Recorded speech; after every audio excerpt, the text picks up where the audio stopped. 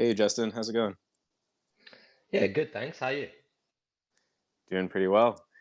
We'll just give it a few minutes, let everyone get in here, get all the speakers up, and then we'll get started. That's right. Hey Chad, do you want to make the Pangolin account a co-host? Great thought. Yeah, let's do that. Sent a request through. Hey, what's up, everyone? Hey, how you doing? I'm good. How are y'all?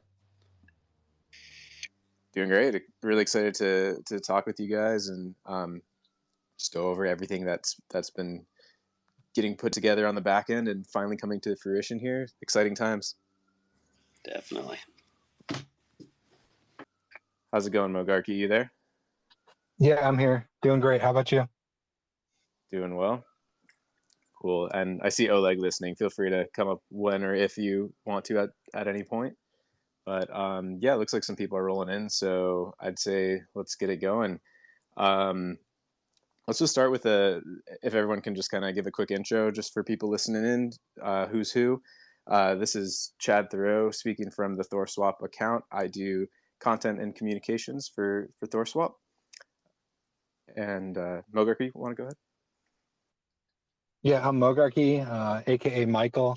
I do a lot of everything at THORSwap. I guess you could call me lead contributor there, and just try to make sure that we are delivering the best decentralized experience that we can, and just keep building. Adding more chains and connecting with more projects, and it's a cool space to work in. So I'm glad to be here. Anyone can just chime in. I'll jump in. I'm Justin. I call myself more the chief herder at Pangolin. Basically was voted in to kind of lead the Pangolin project. Yeah, so do a bit of everything, and yeah, pretty much just kind of help in every department. To be fair. Awesome, chief herder. I love the title. I've been looking for something creative. I might have to borrow that. It's pretty accurate. What's up, everyone? I'm Eric. I'm the lead marketer from Pangolin. I joined the team in February, and I'm pretty much, everything marketing. Hey everyone, I'm Oleg, aka Oliver, and I do backend development. Hi everyone, this is PaperX. Help out. I'm operations manager at THORSwap. I'm really looking forward to the conversation today.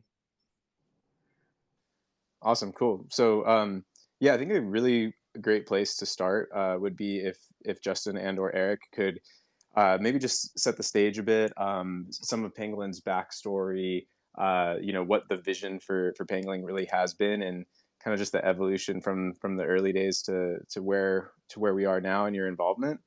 So maybe we could start there. Yeah, sure. I'm gonna have to jump in. So really, Pangolin's genesis or origin story, as it were, was that Pangolin was bootstrapped by AVAX. So AVAX recognized the need that anytime you have a new EVM fork or EVM L1, you need a DEX. The DEX brings activity. It allows people to trade tokens. So they recognized that, they formed Pangolin, they released it, but they released it as a completely fair launch. So 95% of the tokens to LPs and 5% as an airdrop. So no team allocation, no VC allocation, no nothing. That kind of created this cool community vibe and culture around Pangolin, you know. But the thing is, what happened was AVAX didn't want to run it, and there were like a few kind of things. So it kind of got like left alone for like a few months, and like nothing really happened on Pangolin. And then AVAX recognized that they needed a dedicated team behind it to run it. And at that point, there was AVAX approached me and they said, "Would you be interested in running the project to put up for a vote?" And I said yes. And then we put up a vote. And then there was an on-chain vote to vote me in with two other contributors, and then also to allocate a bit of funds into an on-chain multi-sig in order to kind of run the project and keep things going. That was June 2021. Since then, we've kind of run it. I think we've gotten it up past, I think it's almost 17 billion in volume. And then probably about December, maybe even a bit before December 2021, we as a team had a vote to determine whether we wanted to go multi-chain. There was a lot of reasons for this. I mean, we love Avalanche. Avalanche gave us a lot of, without Avalanche, we wouldn't be here, right? And there's a lot to love about the chain, but for a variety of reasons, all of us internally believe that a multi-chain future is the way. We believe that like maximalism is ultimately damaging to the space, and it like reduces innovations. It doesn't like kind of adhere to the underlying core principles of our space. So we as a team decided to go multi-chain. And now we're pretty much at that kind of part where we're aggressively going multi-chain. And yeah, just exploring kind of like what the new world looks like in this kind of multi-chain paradigm. Awesome, absolutely. Yeah, I'm hearing a lot of alignment with the same philosophies that excite so much of our side in the THORChain and THORSwap world. Anti-maximalism, like so many interesting things are happening on so many chains, and it's just clear that it's here now and not even really a debate to be had about the future at this point. So so much respect for you guys for kind of recognizing that as a single chain DEX, and really being one of the forefront to making this transition. So that's really cool. Just a quick aside for people tuning in, we will open up for Q&A at the end as well. So definitely like think up some questions as you're listening through the conversation, and we'll also give away a couple of our Avalanche THORSwap hoodies that we did for the AVAX integration launch. I'll get a tweet pinned up in a second so you can see how cool those are, but we'll give away 2 of them to people that come up and answer and ask some questions later on. So definitely stick around for that. Yeah, so that's awesome how like you're kind of going through that transition from like the early days to now really setting the stage for the multi-chain future of Pangolin. Let's get into then what is bridge swap and where is that going to fit in? Is that part of Pangolin itself? Is that a spinoff? Can you lay the groundwork of what exactly that is? Yeah, of course. I just want to clarify. We called it bridge swap, and I know ThorChain. There's been some comments from the community, and we thought about calling it chain swap, but for now, it's called bridge swap. And really, so the way we develop products is we develop them in a specific way so that anyone can use what we do. So when I say that, like for example, our swap widget, we've built it in almost like a componentized widget so that anyone can use it in their own applications. And we've done the same thing with BridgeSwap, right? So, but what BridgeSwap is it's a chain agnostic bridge, or even let's call it a backend agnostic UI that allows you to traverse any chain. And to take a token from one chain and swap it into another token on another chain. So ThorChain powers a lot of those integrations. So for example, all the chains that ThorChain supports, your Bitcoin, your native ETH, Litecoin, Doge, all of those, ThorChain supported. So the way we've built BridgeSwap is it goes, a user logs in or comes in, and they say they want to go from chain A and token A to chain B and token B. The UI actually then looks to see the route the user is taking and sees whether it's supported. So it goes, okay, well, ThorChain supports that. Cool. We're going to display how to do it. Like we're gonna route through ThorChain. If ThorChain doesn't support it, it goes, okay, does anyone else support it? And we have other aggregators. So we use LaFi to aggregate EVM chains. And then we use Axelar to aggregate some EVM and some Cosmos chains. So our plan is to really connect every chain and every ecosystem.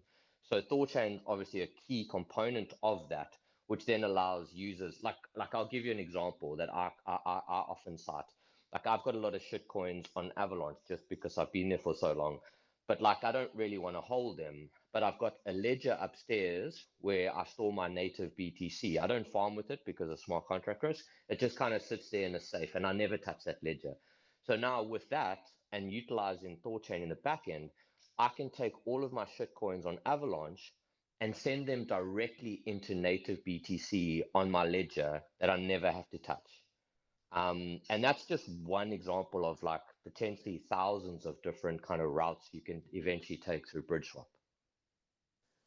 Awesome. Yeah, we definitely agree on like the ThorChain side. That's kind of been the vision for some time now, that it's not necessarily about having absolutely everything in ThorChain itself, but really, you know, on the THORSwap side, it's been shifting towards this aggregator of aggregators and bringing in various other liquidity sources such as Pangolin, for example, and then, you know, being able to give users just a variety of paths and find the best, most efficient routes, depending on to and from where exactly it is you're going. So it sounds like a lot of the same vision, and it's really cool to see that kind of like proliferating out of like our bubble ecosystem and into other realms, like into the Avalanche world and all of that. So it's really cool to see you aligned on the same mission with that.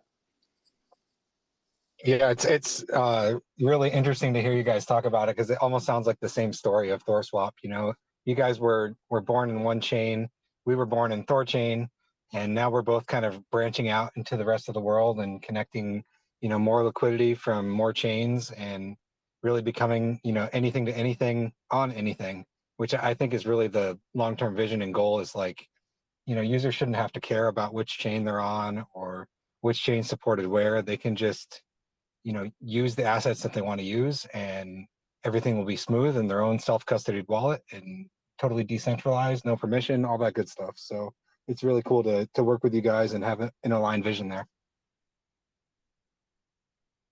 Yeah, thank you. I mean, it's so true. I mean, I look at it like most people, when you go to a centralized exchange, like a lot of crypto is infighting. You know, DEX is fighting amongst themselves or ecosystems fighting amongst ourselves. And we kind of lose sight of the bigger goal, which is to fight against our centralized counterparties. And when I look at like competitors, I look at Binance and I say, or you know, so when you go to Binance, the user can buy whatever token they want and they don't care about the underlying infrastructure or chain or anything. And that's the kind of what we have to do to get to more, yeah, to compete better and become a more viable threat to the kind of centralized exchanges stranglehold. Absolutely. I totally love that. We had a cross-chain expo in Austin a few months back, and there was like a chart on the projector at one point that had centralized and decentralized, like in two columns. And I said, look, everybody in this room, we're on that decentralized side. We're all fighting for the same thing. We're not competitors. You know, we're fighting against them. So I love to hear you say that. That's really cool. Yeah, I could not agree more with that outlook. And as we'll get into like kind of both sides of the partnership here, it'll also kind of make sense how it really does benefit both sides. Like all of these integrations, you know, we use liquidity here, you integrate some aggregation we have over there, and then boom, like both products are better. The whole ecosystem is stronger. It's all more resilient. There's people can use whichever front end interface they're already comfortable with, wherever they got onboarded, wherever they're, you know, they're used to using it. But let's give everybody everything they want. Let's give Avalanche users native Bitcoin. Let's give THORSwap users access to long tail Avalanche tokens, and, you know, in the end, it just all becomes so much stronger the more overlap there really is. To As for requests, people coming up, just hang tight for a little bit. We will have time to bring everybody up that has a question, and we'll be giving away a couple of Avalanche THORSwap hoodies as well. But just hang tight for a little bit so we can kind of get through just announcements in this discussion, and then we'll get to all the requests. So just hang tight with the requests. Yeah, let's. Oh, did you have something to add, Chad, Mopar? can we make sure we give some of those hoodies to the Pangolin guys too? Yeah, let's do it. Absolutely. Sweet. Of course, yeah, they're so sick. Again, shout out to Paper. I know PaperX, he designed these hoodies. I think they're some of the coolest merch we've seen thus far. Really, really cool design. So shout out to Paper from our own team. Yeah, let's kind of dissect the partnership here. I think what would be really cool is to kind of break down, at least the way I'm looking at it is there's kind of like two sides to it, right? There's like the Pangolin liquidity integrated into the THORSwap aggregator. And then there's the other side, which is the THORSwap API, helping power some of the multi-chain aspect on the Pangolin side and with BridgeSwap. So yeah, let's get into some details of both those sides, and we can explain some of the technicalities from the THORSwap side, and hopefully you, Justin and Eric, can kind of chime in on how the API side has been throughout the process. But yeah, so with that first side, what this part means, just to completely clarify for anyone that might be newer, THORSwap uses it originally just was ThorChain, right? So just allowing well, not just, it's actually like a freaking giant thing, right? But the swapping of native assets, so native Bitcoin to native Ethereum to native Atom, to native even AVAX now, of course. But then with expanding into aggregation, that meant pulling liquidity from first all ERC20s, so using 1inch and Uniswap and SushiSwap, and more to be added. But now we're getting the first AVAX aggregation route added, which is Pangolin. So basically, through THORSwap and through any THORSwap API partner that's using THORSwap on the back end, that'll allow the swapping to any AVAX token that's supported in Pangolin liquidity pools, being able to be paired and swapped with all of the assets that I just mentioned, all the ERC20s for ETH tokens to AVAX tokens, as well as native Bitcoin, Atom, BNB, everything that THORChain supports. So that is a huge value add for our side, because there's so many more pairs. Users can do this all in a single transaction. They don't need any gas on the receiving chain, and so on. And also then to the other side, any of those swaps help bring new volume to Pangolin potentially, as we're opening our audience using Pangolin liquidity pools. So really kind of a mutually beneficial just in that. But yeah, either Mogarky or Oleg, I would love to kind of get into the build out process of that side, if you want to explain any of that. Yeah, absolutely. So we've been collaborating for a couple of weeks at this point with Pangolin devs. I mean, it was kind of a standalone, not standalone, but independent, since Pangolin is mostly, well, no, I think you guys are 100% permissionless. We can just leverage the contracts that you already have on AVAX, and basically we added in a direct integration to the GraphQL sort of API that Pangolin provides, so we can get quotes between assets, mainly AVAX to all the ERC20s on AVAX that are supported on Pangolin. So this way we can kind of connect and extend our reach, our meaning the THORSwap API, to allow for quotes from any ERC20 on Ethereum all the way to AVAX ERC20s, and the other way around as well. So as Chad said, obviously this is beneficial for both parties. So with our side of the aggregation, well, first of all, THORSwap is able to allow for more trade routes. And we also bring potentially more volume to Pangolin as we are aggregating through their liquidity pools. And the other way around as well is also being worked on. So as it was mentioned, the bridge swap or the chain swap, however it's going to be named, will leverage some of THORSwap's API to facilitate some mostly Ethereum aggregation. So this way it's possible for Pangolin users to also go cross-chain or multi-chain easily. So yeah, I mean, very, very exciting. On my end, I discovered AVAX a bit on the later side. When we started integrating with Pangolin, that's when I started playing with AVAX a bit more. And I have to say, it's so frictionless. It's so smooth. I mean, it's nice to have an EVM experience that is less fees, less time, fast transactions. So just like a very, very smoothless experience. So I really like that a lot. As well as just something I want to bring up, that allows for stable coins on a relatively cheap chain. So I think that's really nice because before the stable coin that would be the cheapest would be BUSD. I mean, I like Binance as much as any other centralized exchange, but it's still a centralized stablecoin. I'm not going to defend USDC being the peak decentralization, but still it's very, very nice to bring a low cost, very fast transaction stablecoin to the ThorChain ecosystem. So yeah, just very, very positive vibes from the AVAX integration so far.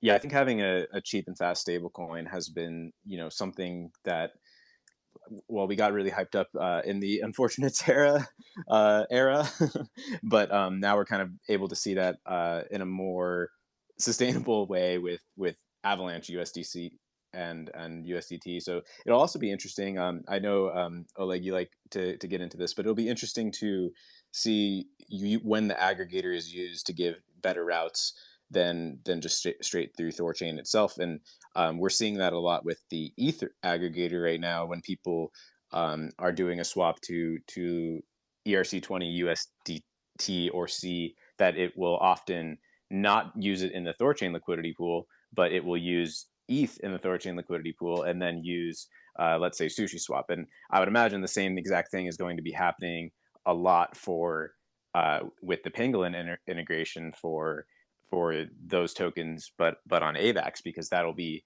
a really cheap, really fast, and deeper liquidity way of settling into a stable coin, even though it's not directly on ThorChain, though USDC is. But I'm sure that'll be much deeper at the beginning. So I'd imagine we'll probably see a lot of those swaps routing that way. Exactly. So we were waiting on 1.98, the Tornado version 1.98 that would allow for swap outs with the gas limit updated. But just today, so I saw a bunch of trades or quotes that I was trying to do to go to USDC on AVAX. And most of the time, since the USDC pool on ThorChain is still quite shallow, it was actually recommending me to go through Pangolin. So I would swap, let's say, BTC to AVAX on ThorChain, and then AVAX to USDC on Pangolin. So yeah, just bringing more volume and also better yields for the users. So I think that's what's most important as well. We just have to be extremely competitive so we can, as you said, kind of find the war against the centralized exchanges. For sure. So getting into the other side a bit, where you could speak to this a bit more, Justin. So the THORSwap API behind some of the aggregation, some of the routes. I kind of just want to dig even deeper. You already kind of touched on some of this, but just dig deeper into like the multi-chain vision that you have with Pangolin and BridgeSwap. So like, how are you thinking about like multi-chain wallets? Like what wallets would be integrated? What the UI UX process looks like? Like, are you maybe just if you could just start, kind of go over that as a whole, like what you kind of hope the flow to look like? Because in our space, like this has always been such a, when ThorChain started, there were like no multi-chain wallets really, right? So it's always been kind of like a hiccup area for users to have a really seamless flow to be able to use, let's say, a native Bitcoin on a multi-chain DEX, right? So how are you thinking about that? Like, what wallet integrations are you looking to do? What do you hope like the actual user process is like? Maybe just some of that. Yeah, that's a great question. So in terms of wallets, I suppose the most mature wallet that I've found personally for this multi-chain ecosystem is XDeFi. That's the one that like, I've used a fair bit. But we've actually, we integrate both EVM wallets and non-EVM wallets into our front end. So what that means is we also got a grant to go to NEAR, which we're just finalizing some of that. So our application is built from the ground up to be VM agnostic. So I often talk about chain agnostic, but to be truly chain agnostic, you have to be VM agnostic. So we want people that coming in from NEAR, from Aptos, from Sui, Solana, we don't really care what your underlying VM is. We want to kind of serve the whole community. So currently, the way that works is we obviously have to support a lot of wallets until wallets catch up with that paradigm. So that's the one thing we do. And then, the way that we see it is, like, we can't go like, so we look a lot at how Sushi went multi-chain to kind of look at their strategy and where they kind of made mistakes and how we can learn from their strategy. One of the key things that Sushi did was they went across, when they went multi-chain or cross-chain, is they didn't take their token really with them, or what they did was they relied on liquidity incentives from the foundations. What then ultimately happened is, as Sushi went cross-chain or multi-chain, is once they ran out of those liquidity incentives from the foundations, all of the liquidity went to a local competitor that had their own token. So we introduced like a franchise model, or sub-DAO model, depending on how you want to think about it. And what that means is each chain we go to will have like this kind of sub-DAO that has their own treasury, their own token, so that they can then have their own kind of team. They can leverage the Pangolin brand and our code base, but ultimately the plan is for them to kind of run that chain independently. But again, even having said that, deploying DEX contracts is very easy, but deploying the full DEX suite, token, farming, all of that is a lot. So what we want to do then is we want to say, okay, well, let's say we want to support Ethereum. We can still support Ethereum by routing through other partners. Just like you guys do with like using Sushi on Ethereum, we can use like an aggregator like Paraswap, and then we can still provide functionality to our users on Ethereum. So that way, when users come in, they come to Pangolin, it doesn't matter which chain they want to be on, doesn't matter where that liquidity is, we still want to provide them a pathway so that they can swap and own any token that they want. But again, the technology is not quite there. It's getting there, but like the user experience isn't there yet. But what we're doing is we're building the foundation so that when those things catch up, we're very well placed to take advantage of that. Yeah, I think that's really cool. Talking about the user experience, like we're really doing some industry first stuff here with this integration. I think like being able to have a user sign a single transaction and go all the way from, an ERC20 token that's trading on 1inch and getting into an ERC20 on AVAX chain that's trading on Pangolin with just signing a single transaction, or going, from any of these tokens into native Bitcoin or Litecoin or whatever it might be, like all these UTXOs that have been excluded from really the whole DeFi revolution. I think is really cool to start connecting all these long tail assets and give the users the ability to just have a single transaction, not have to make, 5 or 6 steps, worry about bridges, worry about security, just be able to do that smooth transaction. I think is really something that we're pioneering here together. So I think that's pretty sweet. Yeah, definitely so much overlap in the vision, and just like really fulfilling the vision for like what a DEX should be. I think it sounds like both of us are kind of like on that same path, right? Because like for so long a DEX was isolated and it was like, oh yeah, it's a decentralized exchange, but only with this. And I think like where we're all headed with things like what you're doing, aggregating all these different paths with what we're trying to do with the THORSwap API, and really integrate more and more routes, more and more liquidity sources, and then have that be the backend for other wallets, other apps, things like that. Really just helps like fulfill the true DEX definition the way that I think about it. Like it's kind of crazy that a DEX was so siloed, so isolated. But now in this like new era, it feels like we're finally getting into the era where a DEX will truly be a DEX, like truly be a replacement for centralized exchanges, like get us from anything to anything. When you said that, that's exactly the same thing that like we've been dreaming of in the THORChain and THORSwap world for so long. So yeah, again, it's cool seeing that coming to fruition, and just cool that to kind of be on the same path as that.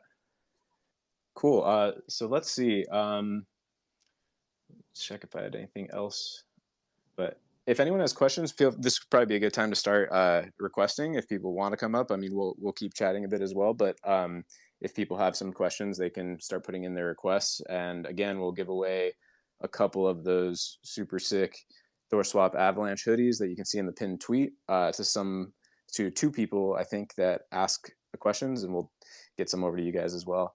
But yeah, so hit the request button, should be in the bottom left if you're on mobile, and come up, ask a question. Let's try to keep it to this topic, right? At least for now, not off topic, but we'll see if there's people that even want to come up. But yeah, Mogarky, did you have something? I see you're unmuted. Or... I was just going to say that, you know, we were pushing pretty hard and really hoping that during the space today, we could actually announce that, you know, our Pangolin DEX integration was live, but ThorChain itself ran into a little bit of a hiccup today and hit a consensus failure. So once that gets ironed out, we'll be ready to go. But yeah, not quite today, but we're definitely very close to making this a reality for everybody. Yeah, and for those, before you start the questions, for those who are just tuning in now, so as you can see, the title of the space is Pangolin cross THORSwap integration. So yeah, the TLDR version is, so we're really excited to you know, tap into Pangolin liquidity to enable AVAX aggregation to offer you know, any swap to Avalanche ERC20 tokens. That's like close to 200 I think 100 something tokens available quite soon.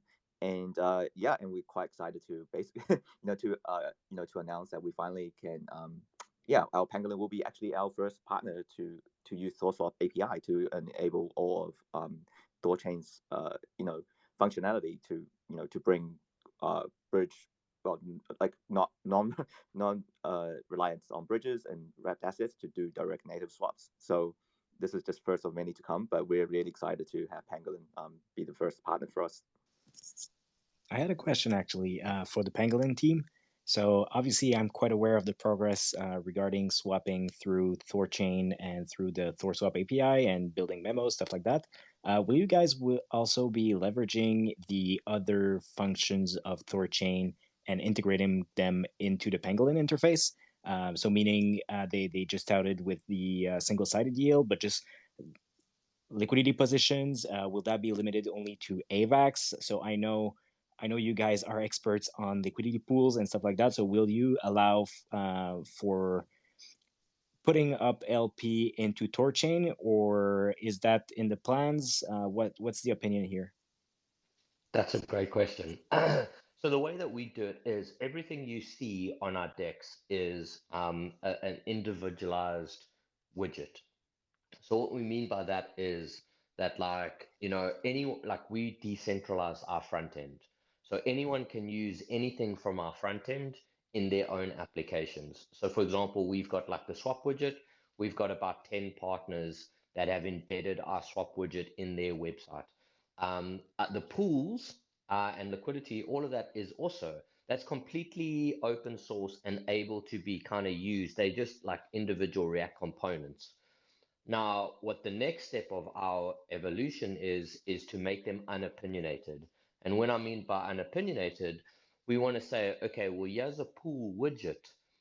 Anyone can plug in their own liquidity provider, as it were. So currently, our pool widgets only support Pangolin. But if anyone wanted to open a pull request and create an ability for those pools to support THORChain or Thor, you know, of course we would support that. Our whole point is to make those decentralized. So we're actually busy planning how do we actually get people to contribute. So we want projects to contribute to our kind of common UI library so that like users can kind of use different options.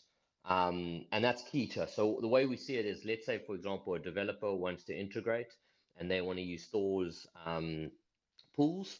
There'll be an option in the code that just says you choose your liquidity provider source, networks, etc. And then it generates the code for you to embed that in your website. And this becomes very popular for like kind of projects trying to bootstrap liquidity of their own tokens. So they can then actually embed that pool and farm function on their website. So we'd love to support it. It always comes down to like finite resources. Engineering, we have finite amount of time for the engineers. Like even in a bear market, we're probably busier than ever. So it really just, that's why we're trying to open source it so that more people can kind of contribute their own protocols to it. Great, great. And what about yeah, I was just curious with are there any, so maybe there are a few people more knowledgeable about THORSwap. I didn't do my homework all that much.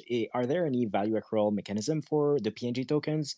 And how does it work in general? Is there something for the users, any rebates, any slip reduction, or what's in it for PNG holders? Yeah, so PNG is a governance token. So obviously you use it to vote on proposals. One of the key votes that passed last year was a fee sharing, the fee switch turn on. So basically that vote passed, which means 85% of all fees generated through the platform go back to PNG holders via staking. So currently we have single-sided staking. If you stake PNG, you earn all of the revenue coming through the platform. But now also that is kind of a very simple staking. We're now going to upgrade that quite soon into what we call Sunshine and Rainbows, which is basically it's our take on V tokenomics. So V tokenomics is vote as grow tokenomics. It's very trendy at the moment, but like it introduces quite a lot of kind of negative externalities, such as bribing, manipulation of the protocol in a lot of ways, and inefficient allocation of capital. So our take on it is slightly different. We don't introduce any of those kind of bad vectors, or we try eliminate them. And you reward people by how sticky they make their liquidity or how loyal they are. So as an example, if you stake PNG, and you withdraw it after a day versus someone that stakes it for a month, the person that stakes a month will get a much higher percentage of the APR diverted to them. So yeah, that's pretty much PNG. Great, thank you very much. Also regarding the API, so I've been collaborating with one of your contributors in that regard. So obviously Pangolin is one of the early integrators of the THORSwap API. Is there any public information or something you can share about the integration? So will it be only as a first step from AVAX tokens into native assets through the THORSwap API supported by ThorChain? Or will it also go to ERC20 tokens on Ethereum? And do you have any updates to share or any public information regarding this integration? Yeah, so we'll support all of the chains. I'm just looking through some messages now. So there was, I know there was an issue that the front end guy developed. The UI is done. Our UI is completely done. So that already supports, all of the chains that ThorChain support, as well as the kind of ERC20 to ERC20 traversal. We were hoping it would be done. So I guess like in terms of our process, normally what will happen, well, this is how we do engineering. We get the code live, we deploy it into dev. So we have like dev.pangolin.exchange. That's kind of like where all of our early features go. Then our quality assurance engineer gets into it. So the quality assurance guy, the QA engineer, he'll go through, test it extensively, and then once he's signed it off and all of the test cases pass, that's when we'll merge it into production. So we're hoping that by like early next week, we'll have it into dev. But again, it depends on how many bugs there are from QA before we'll merge. So you can still theoretically play with it, but it'll probably be a little bit buggy from next week. I see, I understand. And yeah, quick shout out to your UI guy. I saw a swap widget recommending a THORSwap branded route, and it was just very sexy. Yeah, thank you. Yeah, he's done a great job. I'm super like when I see what he's done, I just want to play with it. Like it's awesome. Absolutely. And if there's a way, if we can get early access, maybe we can spot a few things and leverage our experience from the Ethereum aggregation that we previously did in August. Oh, thank you. I appreciate that. Cool. Again, we are open for questions. If anyone from the audience wants to come up and ask anything for Justin and Eric from Pangolin, or us on the THORSwap side, anything related to this integration, the AVAX aggregation with Pangolin, or the THORSwap API, and allowing projects like Pangolin, giving them routes to ThorChain assets, native assets, ETH aggregation, AVAX aggregation, any of that, definitely feel free to request. And those hoodies are on the line. I can't believe we're a bit quiet in here today with the audience. So you guys are leaving a sick hoodie just up for grabs. Huge mistake here. So hopefully some people want to come up and ask some questions, or even just chat. Just give your thoughts. Is welcome as well. I just have a quick question, because I know Oleg is obviously working really closely with the Pangolin devs, and it's just amazing to see all the integration of our API really come to fruition really quick, and enabling ThorChain functionality. We as far as ThorSwap is concerned, we're definitely very proud of being able to put our ThorSwap cross-chain API and SDK together to really allow any protocol or devs to to use what ThorChain is able to do. And I was just curious, because previously, I think for a long time, a lot of people talk about how ThorChain is really complex. There's over 200,000 lines of code, and it's just really hard to integrate. Yeah, I just wanted to get your thoughts on, obviously, we're finally being able to announce Pangolin being our first, ThorSwap API partner. And I was just really curious, from your perspective, or maybe you can pass on some of the thoughts from the Pangolin devs in terms of how have you been finding the experience of I guess using our API, and has that gone quite smoothly for you in terms of enabling ThorChain's functionality? Yeah, I think I mean I think in all of these things for us it's about maintainability. So there's the initial integration, and then there's the maintainability. And what I love about having the API is you've got that kind of initial section, but then the maintainability is abstracted away from us.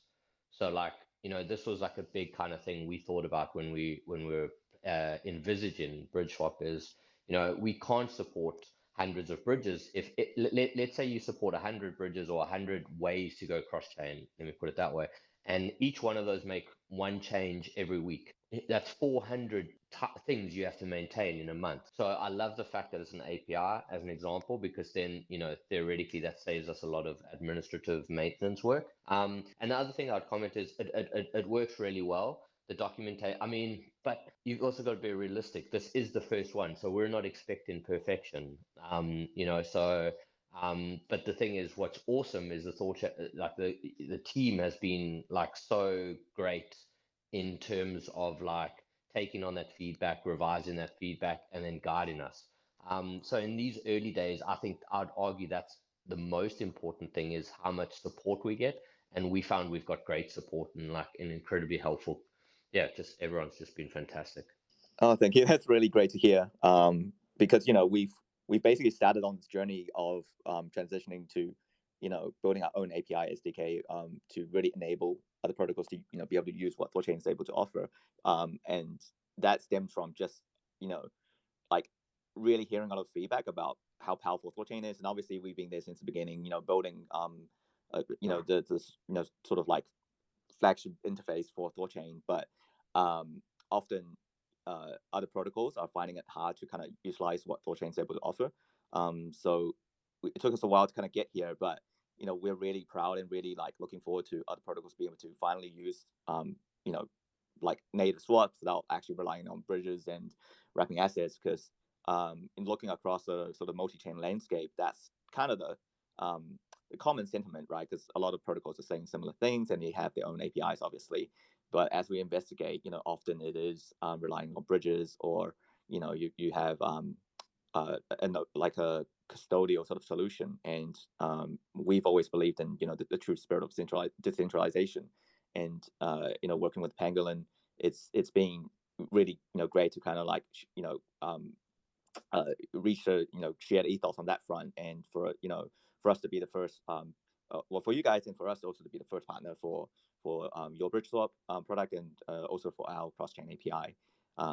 So yeah, I think for all protocols in the future, we would like to offer the THORSwap API, and essentially in a matter shorten the time frame to integrate ThorChain from many months to essentially down to like weeks or even like days. So it's really just the beginning, of our multi-chain sort of future journey. But it's really great to have Pangolin to be our first partner. Yeah, thank you. I mean, that's amazing to hear. I think that's a large part of like developer experience. Everyone talks about user experience, but like the way I see it is you're almost front running mass adoption by making developer experience. Because if the majority of developers integrate your solution, well, then they build in the products that all of the users will ultimately use. So if you can create that developer experience, I think you win in the game. Absolutely. But just to echo on that, those types of integration can really go exponential really, really fast because now that we're building this first integration and it's like a bilateral integration, whereas we integrate with Pangolin and Pangolin also integrates with THORSwap and ThorChain. So say ThorChain adds a new chain, say BSC comes live. Pangolin has nothing to do and they win because now people can go from a centralized BSC chain into an other EVM chain that is compatible in one transaction and with a relatively better user experience, in my opinion. And same goes the other way around. Then Justin was hinting at integrations potentially with Near and other protocol and other blockchain. Then THORSwap wins again because the more assets or the more users can get connected through Pangolin, well, the more users are susceptible to going cross-chain and using the THORSwap API. So it really goes both ways. And I guess the only thing we'll need is to measure who's sending who more volume and have a friendly competition and some dashboards to see if we are sending more volume to Pangolin than Pangolin is sending cross-chain. I mean, we have Bitcoin on our side, so I mean that's probably a big advantage.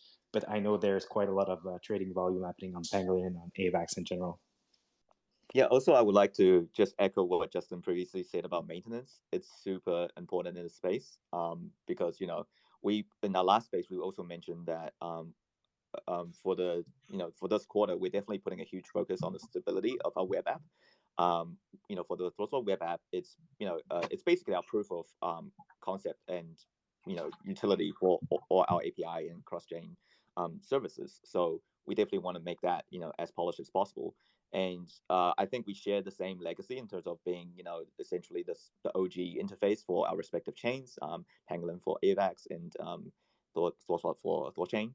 And obviously in the future we'll probably integrate like traded other AVAX DEXs to just bring more liquidity. But it's really great to work with Pangolin, who's obviously have the most experience in the AVAX like space. It's great to have your token lists and everything to make sure our users access the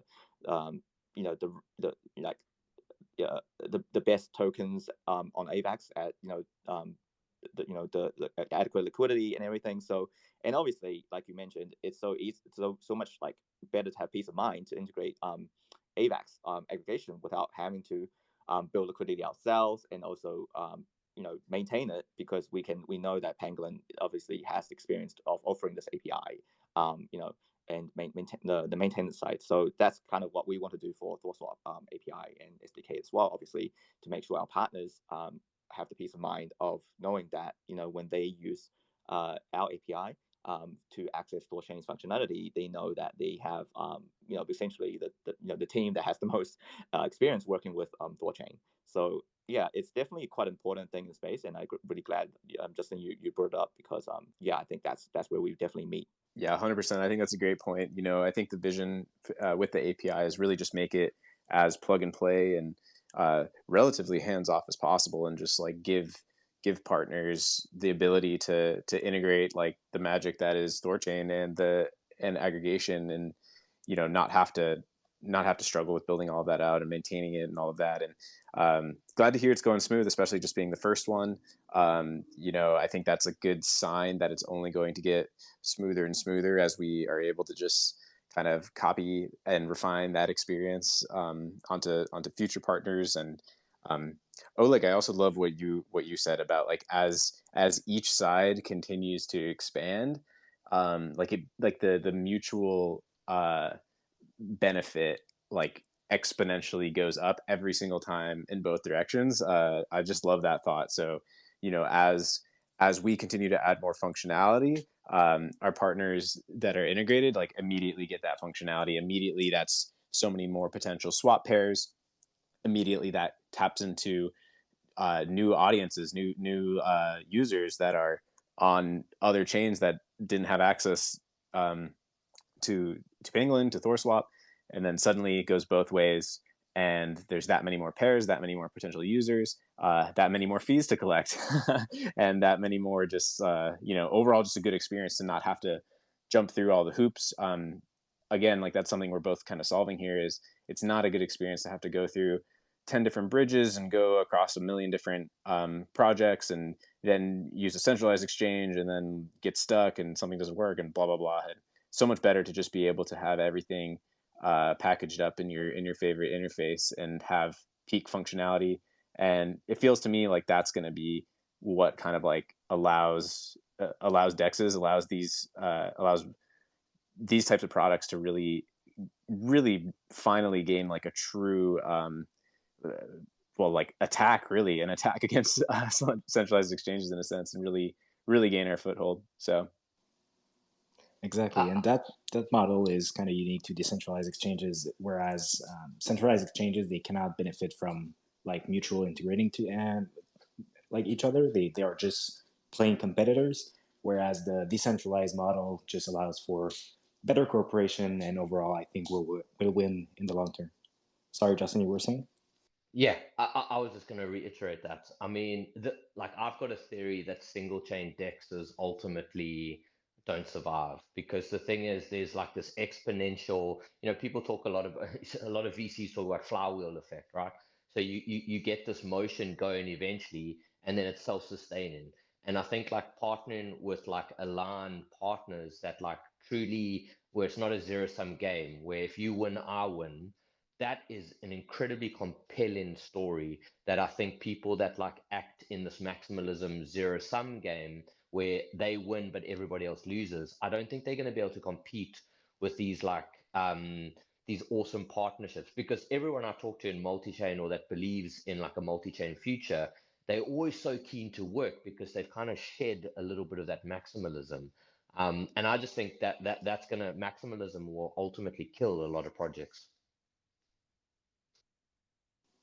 Absolutely, and I think in 2, 3, 4 years, it will just have been in hindsight obvious that it's just not possible to have a single chain DEX.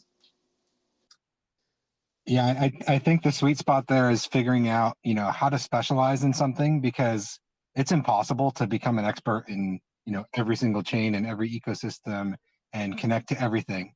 But, if you can specialize in one thing, we can specialize and take our experience from ThorChain. You guys can specialize and take your experience from AVAX.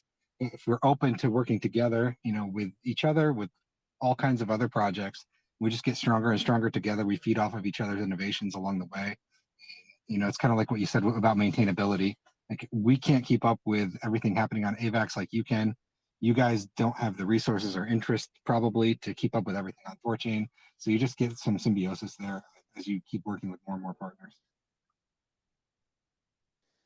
Yeah, and ultimately the users will decide, right? And if a project is run by maximalists and they don't want to integrate multi-chain, eventually, as user adoption goes to the next tiers, the next levels, those users aren't going to care about that sort of thing. They're going to want what they want, and that will level the playing field in itself, just because why would they go through so many more hoops? Why would they have to learn to use a bunch of different projects and whatnot when they can just go to like the new wave of dexes? So yeah, I would agree with your prediction. That's something I've kind of said as well for a while. Like, I think as soon as you have some of the large single chain dexes like Pangolin, for example, go really do a real multi-chain play, then why would you go next door where you can only get 1 out of 5 chains when you can go to one that you're already familiar with, and now suddenly you can do everything there. It's just such a better experience. So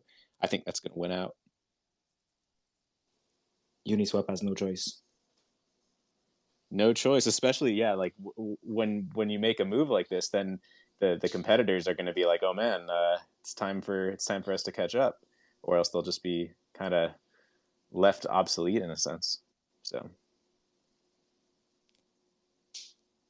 I want to ask a quick question to the AVAX experts we have here, and after I'm going to have to log off. But so for my first AVAX trades, I didn't want to go back to a centralized exchange. Well, actually, I had to, but is there a reason why using even the official Ava Labs bridge to bridge just some ETH dust into AVAX to pay for my first transaction on AVAX, just so I needed some gas dust, I guess.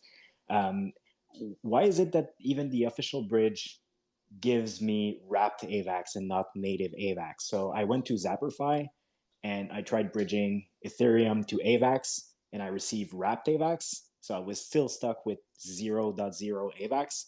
Is there a reason for this? I mean, I know bridge sucks in general, but I mean, why can I just... So I basically had to send funds back to Binance and send some real AVAX, native AVAX to my AVAX address. Why is that?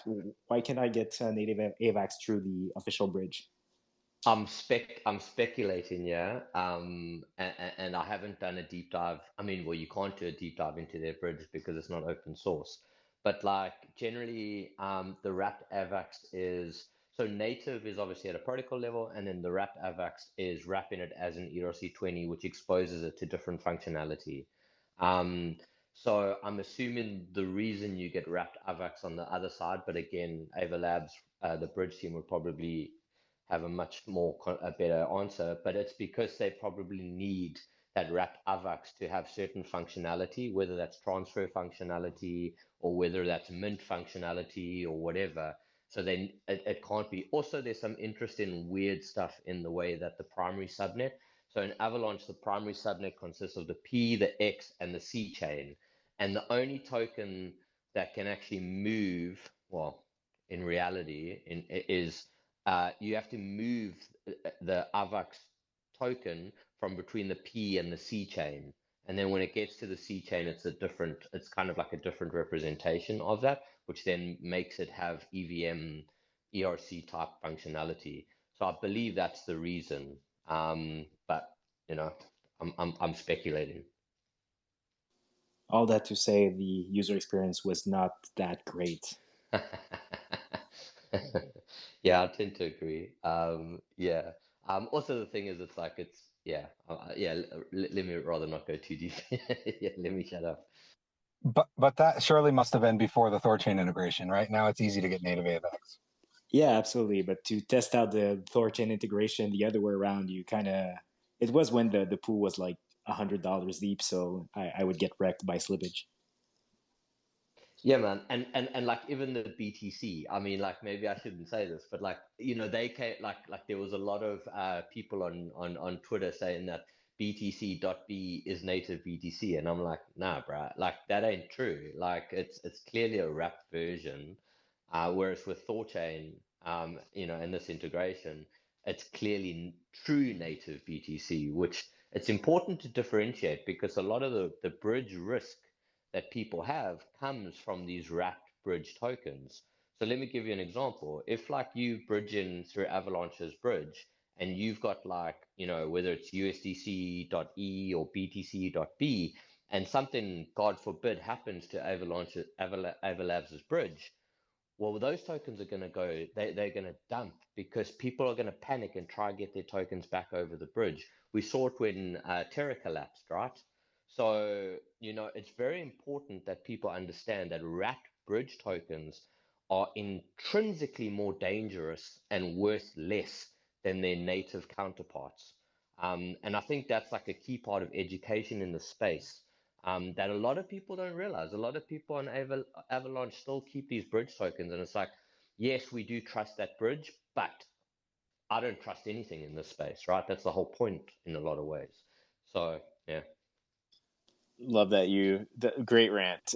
We are so with you. I mean, we've been beating that drum for a few years here, and it still feels like sometimes it can just be like, hey, why is nobody concerned about this? Why is nobody listening? But I think that's such a crucial ethos difference in the ThorChain community is like we really deeply care about like the real thing in my non-custodial wallet. I have the keys to it. It's not some representation on another chain. It's not something that's locked up with some centralized intermediary, minting something on the other side. It's the real deal. And that is not the same. So that's something that we're going to continue yelling about for a long time. Yeah, exactly. So let me confirm something with you, Justin. So wrapped WBTC.E would then be a wrapped BTC representation on Ethereum, and then the .E means it was bridged from Ethereum to AVAX. If that's the case, I'm really looking forward to people using Pangolin to free their BTC and go from WBTC.E into real native BTC. Exactly. That's spot on. So that's actually like a double wrap-in. Because if you think that wrap Bitcoin is like a custodial version of Bitcoin, so you've got to go through, I can't even remember what the name is of the company. You've got to go there, give them your native BTC. They give you a wrapped alt, like a version, which you can use in Ethereum. Then you take in that Ethereum wrapped Bitcoin, and then you go in over Ava Labs' bridge, and now you're getting a .E. Okay, so now there's two attack vectors. If Avalab's bridge go down, it's worthless. If that custodial that controls wrap Bitcoin goes down, you're screwed again. So you've doubled your risk. So like what I'm doing is as soon as the UI is live, because I keep mine in wrap Bitcoin, I'm taking all my wrap Bitcoin and I'm just going to use Pangolin's liquidity pools to push it straight into native BTC. Because it's also a better user experience. If I wanted to redeem a wrap BTC.E, I'd have to cross back to Ethereum, pay the bridge fees, and then I'd have to go to that custodial broker to redeem it into native BTC. I mean, that's an awful user experience. You probably need your passport too. yeah, and a drop of blood maybe, you know. All right, guys, I have to log off, but it's been a pleasure meeting you guys. Cool. Thanks for everything you added, Oleg. And yeah, I love that use case of unwrapping. It's just more direct. You don't have to mess with any of the. It's like you have a centralized token, but you actually don't have to interact with any of the centralized intermediaries to like get out of it. It's like the back door. It's like the emergency exit. Yeah, I think we should start marketing our services as unwrapping the BTC. Yeah, I gotta love when you see even just with ThorChain itself, just like the WBTC to BTC swap is always a fun one to watch. But now we'll have more of those. So also, yeah, just back to that like the gas problem from we were talking about a few minutes ago. I think that is one of like the subtle but amazing UX features of ThorChain that almost is like underappreciated or people haven't quite heard of, or it doesn't quite like they don't quite realize like how big that is. Like if you want to go from Bitcoin to AVAX, like all you need is Bitcoin. That's literally it. You don't need THORSwap token. You don't need Rune. You don't need AVAX on the receiving side.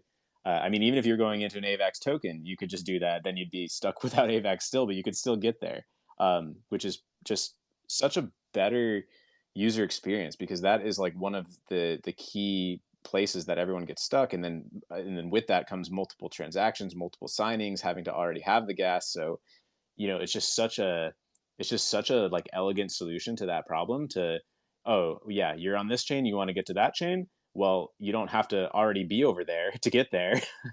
We'll just take you there. And that's just like a huge leap above. So even for routes that like already exists in a sense in other paths, it's still like a huge UI UX improvement. Yeah, actually, on the UI UX improvement front, I think again, this is something that I'm always like learning myself, like something we don't talk about, and we think we briefly touched on the last space, which is the fact that by like obviously through our ThorSwap API like aggregation, users essentially like it's easier to think about in terms of like, oh, now it's like one big DEX in terms of like you don't have to use Sushi and Uni in 1inch because it's all wrapped up together in our API. And when you make these choices and it gives you the best routes, you only need to like approve the tokens once, as opposed to like checking it yourself and going to each interface to like approve the tokens for swapping. And this is obviously especially useful for Ethereum ERC20 tokens. And another thing is like we do have MEV protection on the swap ups for slower chains like BTC. I bet I think Mogaki and Oleg can probably explain that better than I just did. But yeah, when I was like told that, I was like, oh wow, I didn't even think about this. It's definitely like a super helpful UI UX. Yeah, the single approval as well for like the token proxy. Again, that's a thing that Mogarky could probably explain a lot more in detail. But only having to sign the approval a single time, even if it's using various different routes through the API, such a cool touch, and just like one of those little things that actually saves people like time, money, like just simpler. So try to build in as many of those like nice little touches as we can on the back end.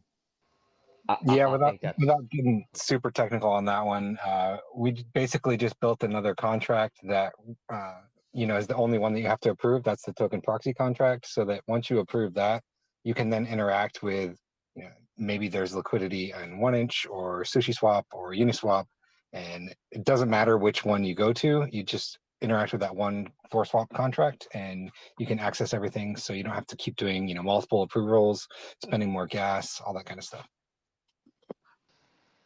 Yeah, I think that's your like that's a key competitive advantage. I use Lafa, which is like a bridge aggregator, and I had like a bunch of tokens yesterday that I was trying to accumulate. Basically, I had like tokens on about 5 different chains that I needed to accumulate onto Polygon because there was a new a wrap Bitcoin farm I wanted to get into. And like it took me, I mean, it's not a lot of work, but it took me about 4 or 5 hours, and I'd imagine probably 30 different confirmations to move the funds. So like a single confirmation is like I think that's a key competitive advantage. Absolutely. Do we want to do one more call for questions and then maybe wrap up if we don't have anything else?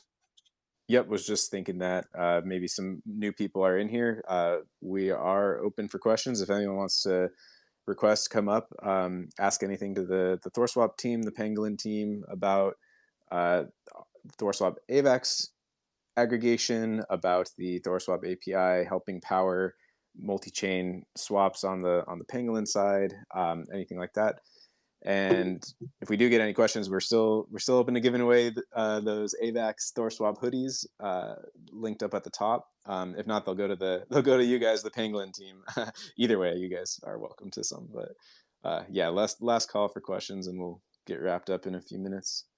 But yeah, as we kind of just like let that go for a minute, this has been great. Like, definitely appreciate your guys' time and just talking about chatting through all this. It's once again, it's just so like exciting, kind of seeing these things come to fruition. These ideas that have kind of been, like in the ether for a year or 2 years. Talking about THORChain and being the hidden backend, and then conceptualizing the THORSwap API as being the way of packaging that up in like a really simple plug and play thing. And yeah, we're just really like happy to be working with such a stellar first partner who kind of like is so aligned on the same vision. And yeah, just like everything we could talk through, but just how many ways that it is mutually beneficial is it's just really awesome. So yeah, thanks to you guys. If anyone does have any questions, I have this burning question. I kind of want to pitch to the Pangolin team because I think we were briefly talking about the whole like wrapped AVAX from P chain. Sorry, it's X chain. And so we have this thing for a while. We were just calling all AVAX tokens on C chain ERC20s because we sort of assumed that it's sort of like Binance Smart Chain. Their version of ERC20 is like BEP20. Then I kind of delve into like the AVAX stocks, and I discovered ERC20s are like a totally separate thing. Essentially like just AVAX on C chain. So I was just curious. I sort of pitched this question out to like AVAX community, but I didn't hear any, like get a sort of solid answer. But is there like a shorthand way of calling AVAX C chain ERC20s as opposed to like just saying that whole sentence out now? Yeah. So I'm gonna probably offer some controversial opinion, as is my want. So basically, like all tokens on the C chain are ERC20s, Ava Labs at one point proposed a standard called an ANT, an Avalanche Native Token, which would then allow you to move tokens from the X chain. So the X chain is like their high frequency chain, right? So like it's a DAG, so a directed acrylic graph. So it's a lot faster than the C chain. So their idea was to have it, you could mint a token on the X chain and then move it to the C chain, and it would become an ANT Avalanche native token, which then would display ERC20 functionality. That was, I don't know whether it was abandoned or they just gave up or they just like it, that no one uses that. So for all intents and purposes, all tokens on the C chain are ERC20s that are unable to natively move back to the X or the P chain. So take of that what you will, but I call them ERC20s because that's what they are. Yeah, they're not ANTs and they're certainly not ARC20s, which was also another term bandied around. They're purely just ERC20s. I think I'm just Yeah, going to go with I think AVAX tokens. Yeah, so we kind of we basically redesigned our chain select in our swap UI a little bit just basically for this purpose. But yeah, now in on ThorSwap you'll be able to see that there's like Ethereum and AVAX, and yeah, if you hover over it, it'll say Ethereum ERC20 and AVAX ERC20. But yeah, thanks for that. Because it kind of got us quite confused for a while as well, for sure. Cool. Well, yeah, I think we'll wrap up there. Again, thanks, Justin. Thanks, Eric, for your time. This was definitely a fun conversation, and we're just like, yeah, we're psyched about the partnership both ways. Really excited to see all this coming out. Yeah, thanks so much for having us. Real pleasure. Like it's always such a pleasure talking to people that kind of see the future the same way, or at least in similar strokes. So yeah, just a real pleasure, and yeah, just to really appreciate all the help and time and effort you've put into helping us to achieve this. So yeah, we're just very grateful and yeah, really stoked to be with you guys. Awesome. Definitely appreciate your patience along the way, and working with a partner like you guys who's on the same mission helps us perfect the product and get it closer to where it needs to be, and that's just going to help us grow more over time and make this easier for everybody else down the line. So definitely appreciate you guys being kind of a first guinea pig here for us. Absolutely. Cool. Well, we'll wrap up there, and yeah, thanks everyone for listening in. You can, if you jumped in late, this will be recorded. You can just head back to the space on Twitter itself, just and play it back. And we're also going to try to throw this one up on the THORSwap community YouTube channel. Going to start doing that with the spaces, so you can catch it there permanently. So cool. Thanks everyone for tuning in. Talk next time.